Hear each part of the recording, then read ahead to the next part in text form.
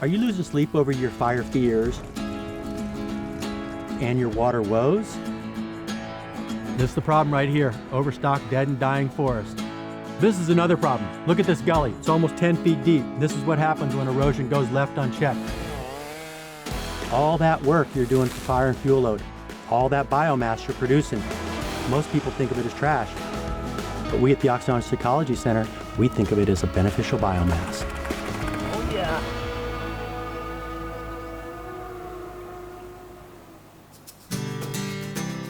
A watershed, the area from ridgeline to river mouth, intimately connects all life and natural processes contained within it. The Occidental Arts and Ecology Center is located in the upland headwaters. This area represents the vast majority of the surface area of a watershed. When it rains, water runs off the upland landscape into seasonal drainages. Though they may seem insignificant, these intermittent waterways play a critical role in slowing, spreading, and sinking water. A healthy soil sponge in the headwaters is essential for recharging and infiltrating water. It's like nature's own water tank. In a watershed where everything is connected, these upland waterways have a big impact on the health of water and fish habitat downstream. My name is Brock Dahlman, and I work for the Occidental Arts and Ecology Center.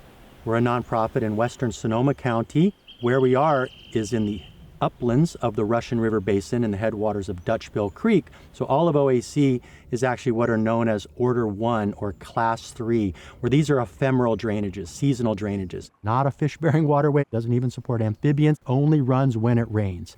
The legacy of this area is that clear-cut logging began in West Sonoma County very early in the 1880s, and all the big trees were taken off. Simultaneously, there's been an extensive campaign of fire suppression, which is important at times when you don't want your house to burn down. But the legacy of suppressing fire in a fire-dependent landscape after you clear-cut and you have all that sun is that you end up over time, over the decades, with a significant amount of vegetation, which people consider fuel load.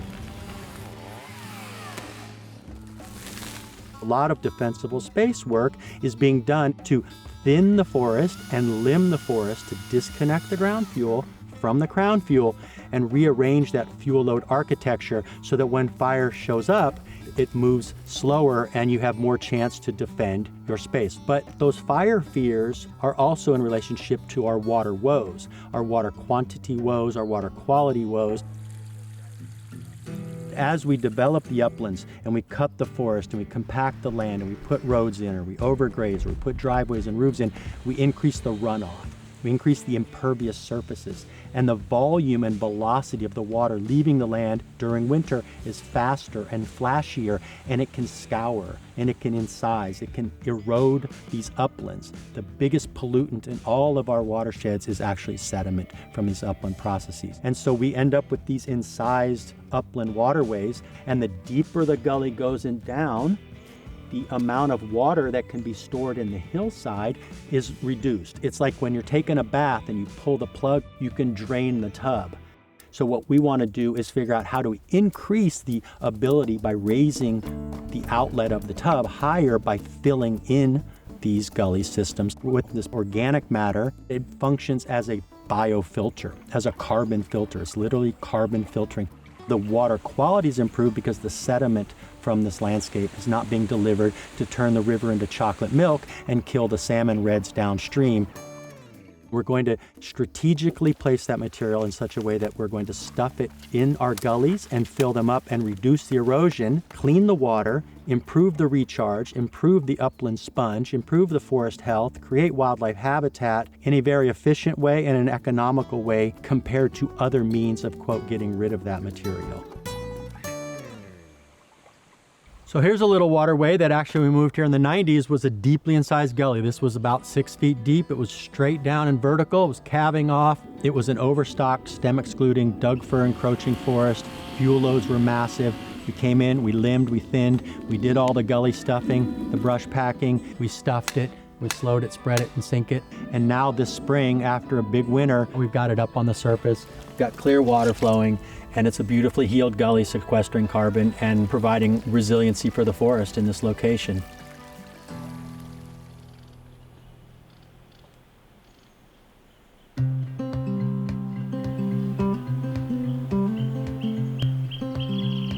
to determine is gully stuffing for you. Do you have the proper materials, meaning the types of fuel load materials, the limbing and thinning materials that are going to be generated from your defensible space effort? And are you close enough, and is it accessible or efficient to a drainage that's eroding? So here we are in a proper gully, or an incised waterway, a drainage channel. You can see behind me the slope, and the headwaters of this system is just a little bit above the ridge there. And this is where, when it rains and the water begins to run off the land, it's flowing off the land. It concentrates in this fold and becomes a waterway. And what we've got is that excess water is scouring out this channel. So you can kind of see that there would be a waterfall right before me. You can see all this organic matter has actually built up against where these roots caught it. And so we find strategic places in the stream bed where we've got this nick point, it's referred to, this head cut. Alrighty, so we've determined that in fact we have a waterway that's incising and eroding, and we have upland fuel loads that we can actually bring together. These gullies, these waterways, are considered waters of the state. So we're going to have to talk to the Regional Water Quality Control Board and the Department of Fish and Wildlife. There's a couple permits you are going to have to get from them to place this biomass into the system for the purposes we want. You also may need to talk to the Army Corps of Engineers, because these gullies may in fact be considered a water of the U.S. additionally. Speak to the regulators early and often and begin that process, because it takes a little bit of time and it costs a little bit of money, and you really need to have everything lined up in advance.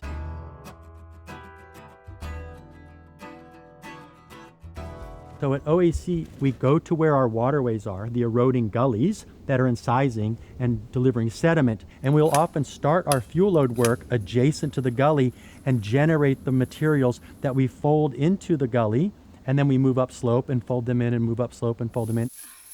What are these materials? Well, beautifully, all of the fire and fuel load is this incredible organic matter that life has been creating through photosynthesis for decades. And that's an incredible resource. Douglas fir, redwood, any of the conifers. We also have a lot of California bay or tan oak, coyote brush, maybe invasive brooms that don't have seed on them. You may also have dead limbs, larger branches, full tilt trunks. All of these size classes of material are components to the recipe of the gully stuffing, like layers in a lasagna. Here's a typical situation. We had our crews doing the work of thinning the trees and limbing the trees, generating the biomass, assemble them, and deliver them to the gully. Those folks are going to arrange those materials so that all of the butt ends are together. We call it swamping, where I come down the hill with them. The swamper team lays them next to the gully like that, and we refer to that as staging. The first stuff I brought down here is this really beautiful, flexible green, in our case, Douglas fir. We refer to this as our gully gauze. When you have a bleeding wound, which is what a gully is on the land, it's bleeding sediment, and you want to staunch that bleeding, you put on a gauze bandage, and that's exactly what this is.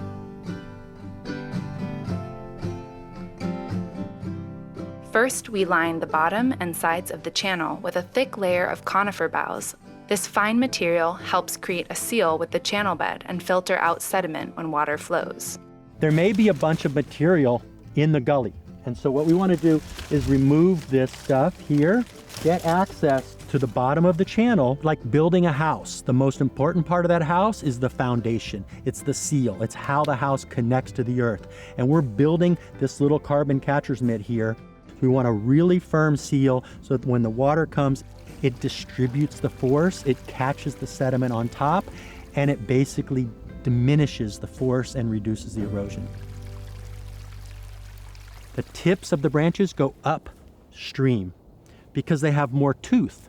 So when water coming, you catch material. If it goes downstream, it can shed off.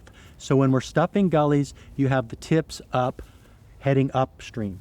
And we would start with finding these little nooks and crannies in here. And I might just begin with placing this material in these little pockets.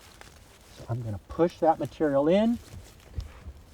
You can also just stand up and use the front of your foot and kick it in place. And we're going to basically begin to fill this up. Now you see how handy it is. My material was staged right here at the gully. So I can just grab this material, pull it off the slope from above me, and now I have these Doug fir branches. We're going to ultimately pack the whole side all the way around. It's going to be a big U shape of green gauze that we're going to fill in, and then ultimately we're going to add more layers.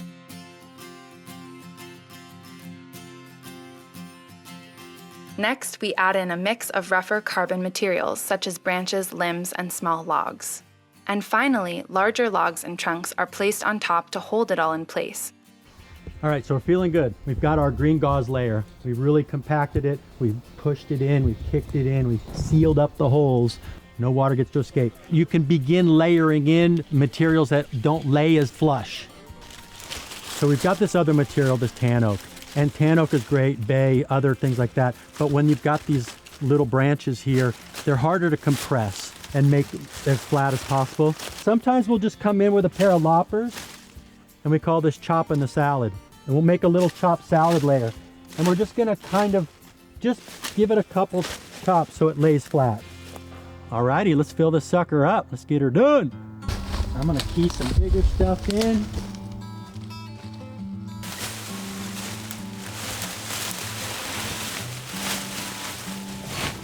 I'll tell you one thing, don't underestimate the capacity of a gully to eat biomass. I actually really like to begin to put bigger limbs and trunks in because they're kind of act like bones. They're durable, they're long-lasting carbon, they break down slower. They're like rebar in concrete. They add a rigidity and a stability to the structure that maybe the fine materials don't. And once you've taken that initial time to get the green gauze right, the opportunity to add rougher materials, bigger materials, your filling can go a lot faster. And we're pretty darn close to the elevation that we want to be at, just a few inches shy of the lip of the channel above it. The shape of the material retains a U shape so that the water stays in the center. It's kind of like a skate park, stays right in the center of this little half pipe, and we protect the shoulders so that the water flow can't ever cut around the edges and escape on the side and begin to scour out the shoulders, which is really important. Wooden stakes can also be used to pin the structure in case of heavier flow. What we don't really want is this system floating and mobilizing downstream. We want it to stay here. So if you feel that that's going to be a concern, which is a valid concern, then sometimes we'll just come in and we'll pin this structure in with some pointed, sharpened sticks. Here in redwood country, redwoods shed beautiful limbs down on the ground. They're very durable, they're rot resistant. I like to pin them at an angle. It looks like chevrons, like V's, pointing up that are against the bank. So any flow that tries to escape runs into the stick and continues to get pushed back into the center of the channel. The other thing I like to do is I've saved a little bit of green gauze because if you notice the end of the project, it's just a bunch of stick ends that pop out. And this is often referred to as like an apron. It's just kind of a spillway as the water exits the structure and now goes back. And so, contrary to what I said in the beginning about you wanting to put the tips upstream, in this case, it's harder to do that because what I want to do is take this stick, starting as low as I can. You could just stuff that end and just end up with like a little green gauze tail. It's just continuing to increase the slowness of the leak. Now that the gully has been stuffed with this beneficial biomass, when it rains, water slows, spreads, and sinks into the soil instead of quickly rushing away, and the dense organic matrix filters the flow. Water is held in the upland sponge so it can leak later, longer into the dry season and provide moist habitat for forest life to thrive.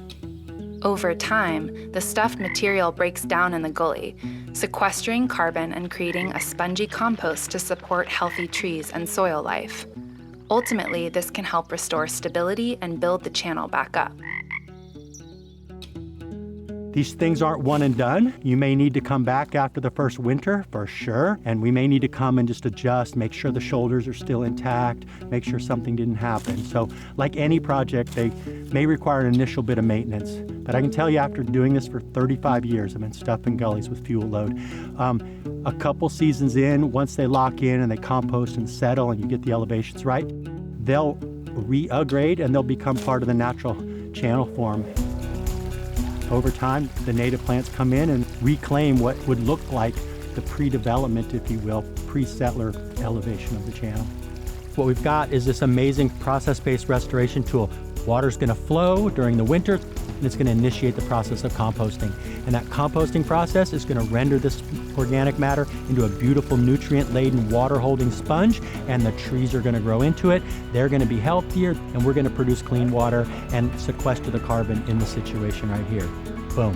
What we've created is a long-term durable fix in the uplands here, using what was considered a trash to become this beneficial biomass.